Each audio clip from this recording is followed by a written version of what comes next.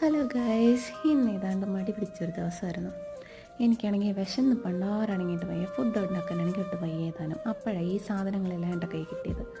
അങ്ങനെ ഞാനൊരു പഴവും ആപ്പിൾ ഇതൊക്കെ ഒരു ജാറിലേക്ക് അരിഞ്ഞു വെച്ചു. അപ്പോഴുണ്ടതാ കുറേ കടലമിട്ടായിരിപ്പുണ്ട്. അങ്ങനെ അത് നിന്ന് ഒടിച്ച് മടക്കിയൊക്കെ അതിൻ്റെ അകത്ത് കിട്ടും.